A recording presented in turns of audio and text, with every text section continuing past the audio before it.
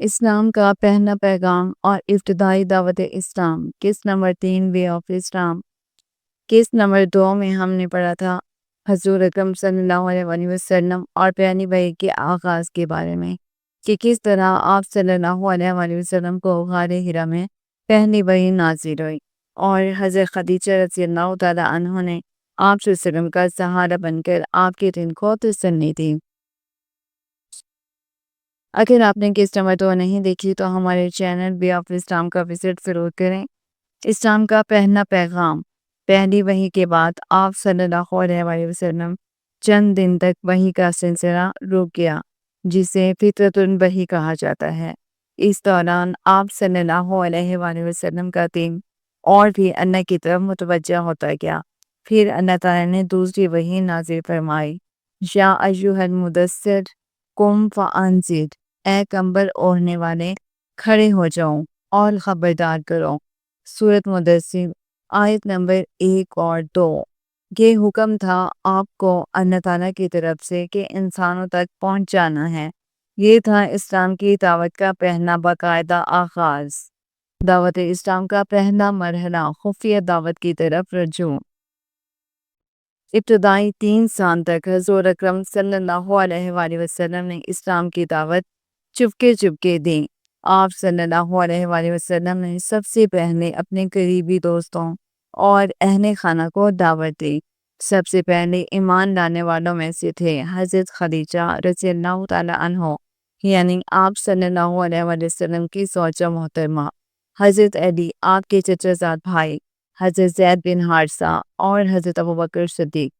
پھر حضرت ابوبکر صدیق کے ذریعے کئی اور لوگ مسلمان ہوئے، جن میں حضرت عثمان، حضرت عبد الرحمن بن عوف، حضرت زبیر بن عوام اور حضرت سعد بن ابی وقاص شامل ہیں۔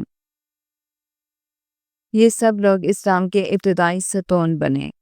اسلام کا پہلا مرکز دار ارقم۔ حضور اکرم صلی اللہ علیہ وآلہ وسلم اور صحابہ مکہ میں دار ارقم نامی ایک گھر میں جمع ہوتے تھے، جہاں آپ صلی اللہ علیہ وآلہ وسلم قرآن کی آیات سیکھتے اور ایک دوسرے کا ایمان مضبوط کرتے۔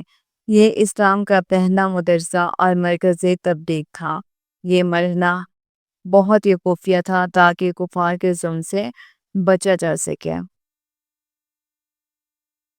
کھلے عام دعوت کا آغاز۔ 3 سال خفیہ دعوت کے بعد اللہ تعالیٰ کا حکم آیا، ترجمہ اور اپنے قریبی رشتہ داروں کو بھی خبردار کریں۔ سورۃ شعراء یعنی آیت نمبر 2014۔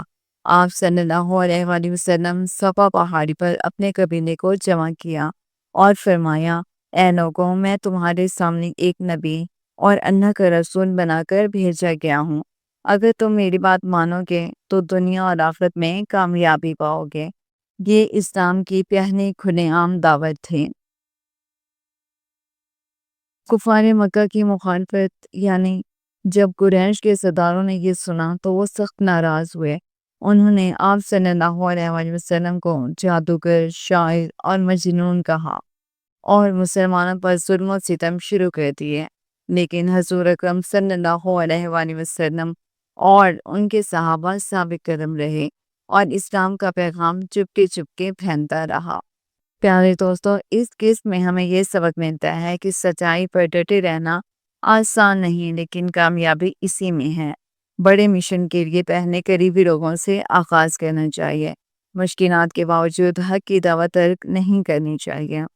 اگلی قسط میں ہم بات کریں گے مکہ کے کفار کی مخالفت اور شیب ابی طالب کا محاصرہ۔ اگر آپ کو یہ ویڈیو پسند آئی ہو تو ویڈیو کو لائک کریں اور اپنی رائے کو کمنٹس میں اظہار کریں۔ مزید اسلامی ویڈیوز کے لیے ہمارا channel way of Islam subscribe کریں۔ Thank you.